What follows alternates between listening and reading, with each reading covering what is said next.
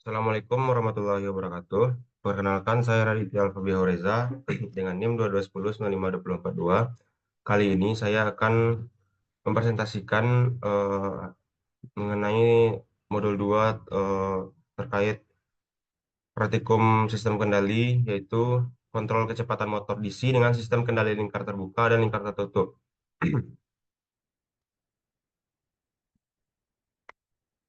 Yang pertama yaitu diagram blok sistem kendali.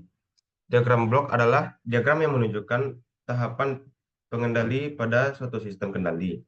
Diagram blok terdiri dari beberapa bagian, yaitu yang pertama sinyal, yaitu garis-garis panah yang menunjukkan arah tahapan pengendali suatu sistem kendali.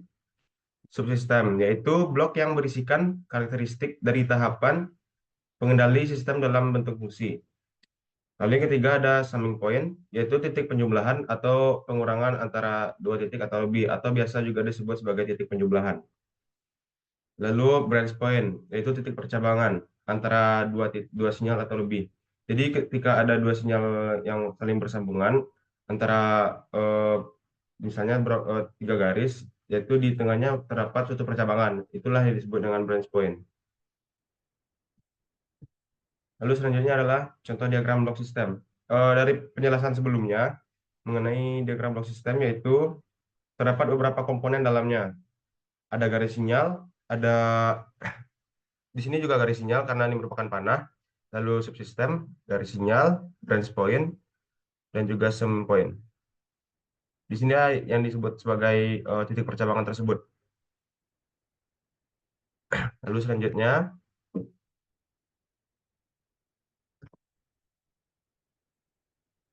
hubungan diagram blok. Pertama, hubungan seri. Dari blok diagram ini, diketahui nilai XS ini adalah X1 dikali dengan G1. Jadi jika kita substitusikan pada pencarian terhadap X3, yaitu X2 dikali G2. Jadi X2 ini merupakan sudah didapatkan tadi X1 kali G1. Jadi pada X2 ini kita tuliskan sebagai X1 dikali G1 dikali G2. Lalu selanjutnya hubungan paralel. Pada hubungan paralel ini eh, diketahuinya itu ya adalah jika kita mencari X2, maka kita didapatkan dengan cara X1 dikali G1. Jika X3 sama dengan X1 dikali G2. Lalu substitusikan pada blok diagram di atas terhubung ke titik penjumlahan. Sehingga X4 ini adalah X2 dikurang X3. Dan juga X4 ini kita substitusikan X1 kali G1 dikurang G2. Jadi G1 dikurang G2 ini dikalikan dengan X1. Modifikasi diagram blok berguna untuk menyederhanakan suatu bentuk diagram blok menentukan penyelesaian. Berguna untuk yang pertama itu pergeseran titik percabangan dari sebelum sistem dan setelah sistem. Dari gambar ini kita dapatkan pada awalnya titik percabangan berada di sebelum G. Dan apabila kita rubah titik percabangannya itu ke sebelah setelah G, maka akan timbul komponen baru bernama A. Jadi X1 dikali G dikali A sama dengan X1. A sama dengan 1 per G. Yang kedua itu pergeseran titik percabangan dari setelah sistem ke sebelum sistem. Berbeda dengan sebelumnya, pada saat ini kita akan merubah percabangannya yang setelah G ke sebelum G. Jadi sama dengan sebelumnya, maka kita akan menambahkan satu komponen baru yaitu A. Jadi X1 dikali A sama dengan X1 dikali G. Jadi A sama dengan G. Lalu pergeseran titik penjumlahan dari sebelum sistem ke setelah sistem. Jadi titik penjumlahan ini terdapat sebelum G dan kita akan mengubahnya eh, yaitu setelah G. Kita akan mendapatkan komponen baru juga A. X3 sama dengan G dikali X1 dikurang X2. X3 sama dengan X1 dikali G dikurang X2. Dan pada setelah sistem, Kita dapatkan X3-nya sama dengan X1 dikali G dikurang X2 dikali A. Maka kita dapatkan persamaannya itu X1 dikali G dikurang X2 dikali G sama dengan X1 dikali G dikurang X2 dikali A. Jadi G ini, jadi X1 G X2 dan juga X1 G dikurang X2 ini dicoret, maka kita dapatkan G sama dengan A. Selanjutnya pergeseran titik penjumlahan dari setelah sistem ke sesudah sistem. Jadi di sini kita dapatkan eh, pada sebelumnya yang ketiga, yang sebelum ini titik penjumlahannya kan dari sebelum sistem ke setelah sistem. Yang sekarang kita akan mengubah letak dari titik penjumlahan ini dari setelah G ke sebelum G. Maka kita akan menambah juga akan terdapat komponen baru yaitu A. X3 sama dengan X1 dikali G dikurang X2. X3 ini sama dengan G dikali X1 dikurang X2 dikali A. Maka kita dapatkan persamaannya X1 dikurang X2 dikali A dikali dengan G sama dengan X1 dikali G dikurang X2. Setelah kita sederhanakan, maka kita akan mendapatkan A-nya sama dengan 1/G. Selanjutnya yaitu sistem kendali lingkar terbuka dan lingkar tertutup. Yang pertama, sistem kendali lingkar terbuka, yaitu sistem kendali yang tidak memiliki umpan balik, di mana hanya ada inputan dan keluaran. Jadi pada ini kita dapatkan fungsi alihnya CS sama dengan CS per RS sama dengan GS. Keluaran sistemnya itu CS sama dengan GS dikali RS. Selanjutnya yaitu yang kedua, sistem kendali lingkar tertutup, yaitu sistem kendali yang memiliki umpan balik. Jadi pada pada ini kita mendapatkan fungsi alihnya yaitu CS sama dengan ES dikali GS. Itu merupakan persamaan satu. Yang kedua yaitu ES sama dengan RS dikurang BS merupakan persamaan dua. Yang ketiga BS sama dengan CS HS itu merupakan persamaan tiga. Selanjutnya substitusikan persamaan tiga ke persamaan dua menjadi ES sama dengan RS dikurang CS HS. eh, Hasil substitusi ini menjadi persamaan 4. Setelah itu substitusi persamaan 4 ke persamaan satu menjadi CS sama dengan RS dikurang CS kali H dikali GS. Kalikan GS ke dalam sehingga menjadi CS sama dengan RS GS dikurang CS HS GS. Selanjutnya pindahkan CS HS GS ke ruas kanan menjadi CS ditambah CS HS GS sama dengan RS GS.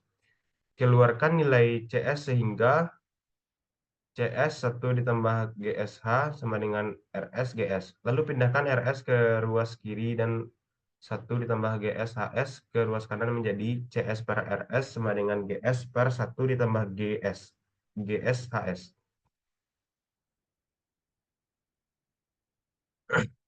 Yang ketiga itu perbandingan sistem kendali terbuka dan lingkar tertutup.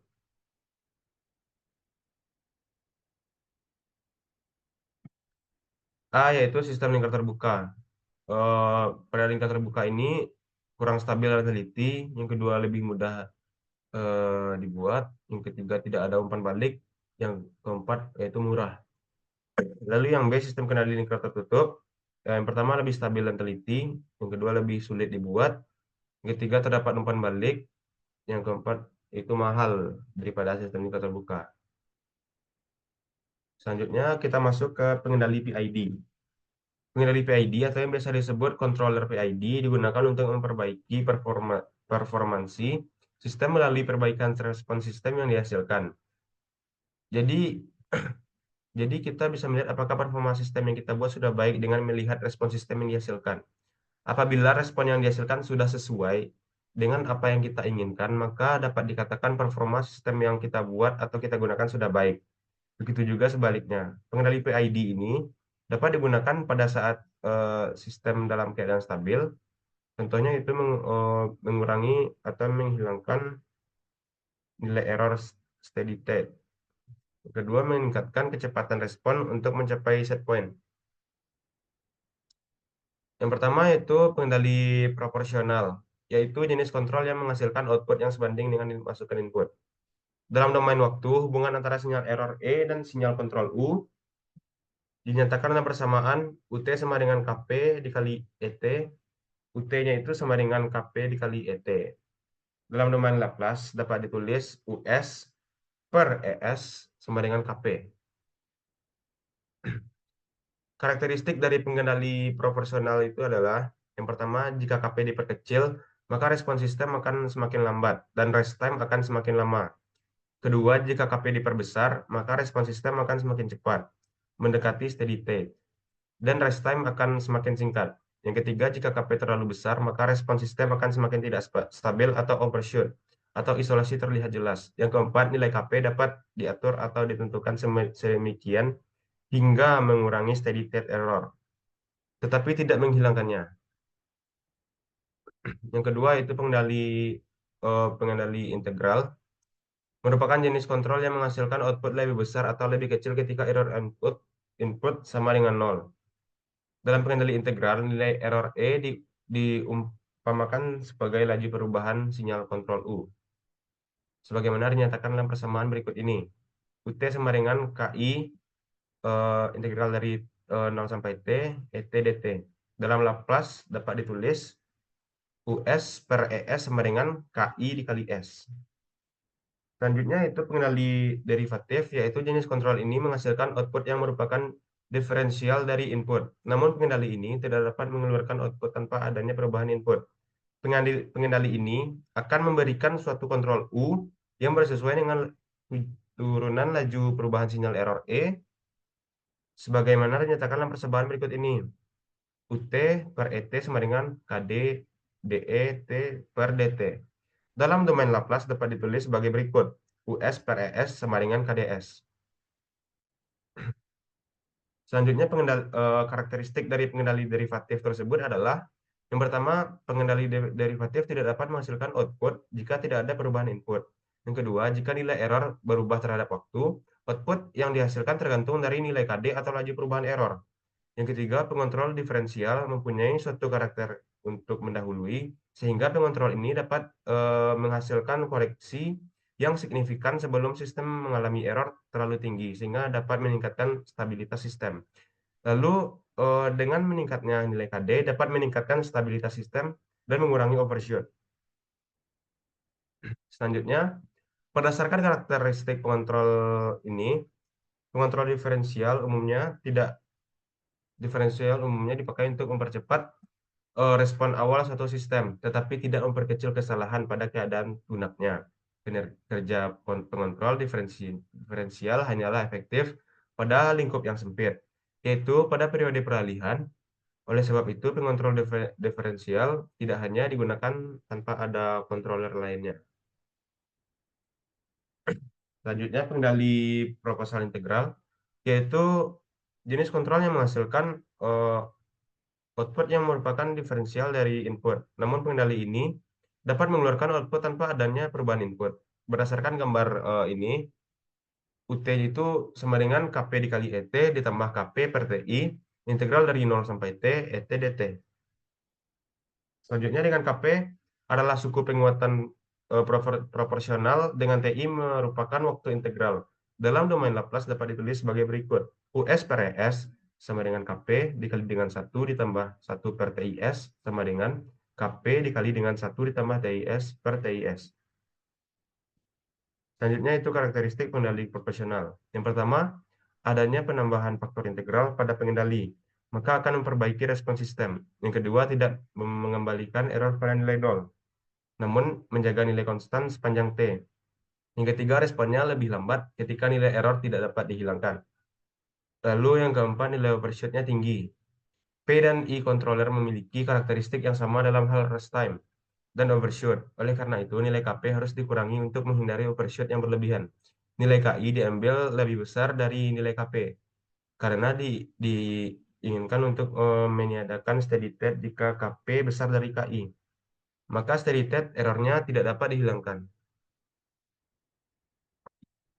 Lalu yang kelima, pengendali proporsional derivatif, yaitu jenis kontrol yang digunakan untuk mengoptimalkan kerja dari pengendali proporsional.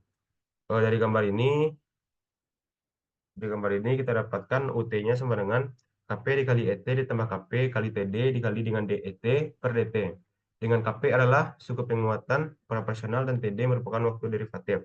Dalam domain Laplace dapat ditulis US per ES sama dengan KP dikali dengan 1 TDS. Selanjutnya karakteristik pengendali proporsional derivatif itu adalah yang pertama, respon sistem sangat cepat, yang kedua overshoot rendah, yang ketiga kerja dari diferensial controller saat nilai errornya berubah. Yang keenam yaitu pengendali proporsional integral derivatif, yaitu jenis kontrol yang menggabungkan pengendali proporsional, integral, dan derivatif.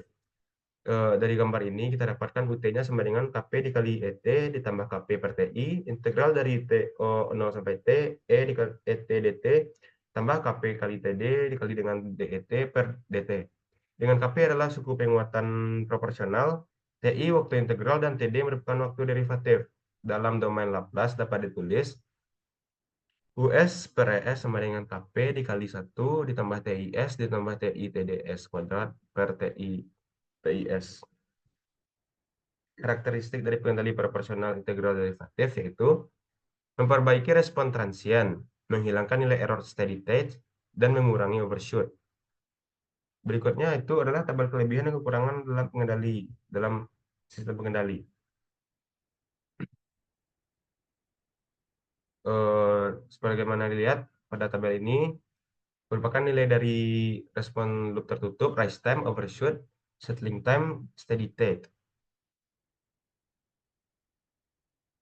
Selanjutnya parameter tanggapan peralihan. Yang pertama, time constant atau TC. Waktu yang diperlukan untuk mencapai 63,2% dari nilai akhirnya. Yang kedua, rise time. Waktu yang diperlukan sistem untuk mencapai nilai 0% sampai 100%, 10% sampai 90%, dan 5% sampai 95% dari nilai akhir. Yang ketiga, time settling. Waktu yang diperlukan sistem untuk mencapai nilai sekitar 2%, 5%, dan 0,5% dari nilai akhir. Yang keempat, delay time. Waktu yang dibutuhkan oleh respon untuk mencapai setengah dari nilai akhir pertama kali.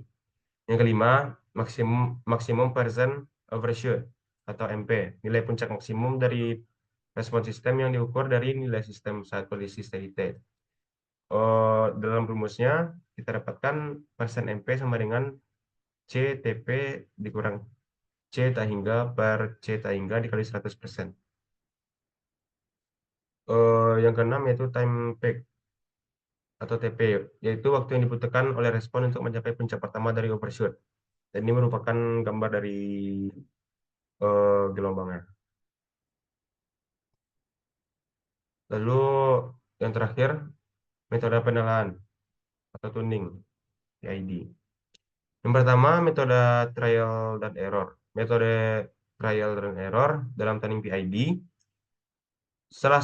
adalah salah satu pendekatan yang umum digunakan untuk menentukan parameter yang tepat untuk mengendalikan suatu sistem.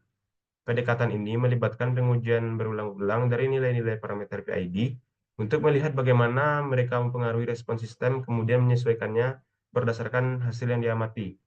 Yang kedua, metode Ziegler-Nichols. Metode ini adalah metode heuristik yang digunakan untuk menyetel pengontrol PID. Metode ini dikembangkan oleh John G. Ziegler dan Nathaniel B. Nichols pada tahun 1942. Metode tuning ini dilakukan dengan eksperimen, asumsi model belum diketahui, atau plan tidak diketahui. Metode ini bertujuan untuk mencapai overshoot maksimum atau MP sama dengan 25% terhadap masukan stepnya. Jadi inilah penjelasan dari saya mengenai eh, modul 2. Apabila ada kesalahan, saya Raditya Fabio Reza mengucapkan mohon maaf apabila ada kesalahan, dan saya mengucapkan terima kasih kepada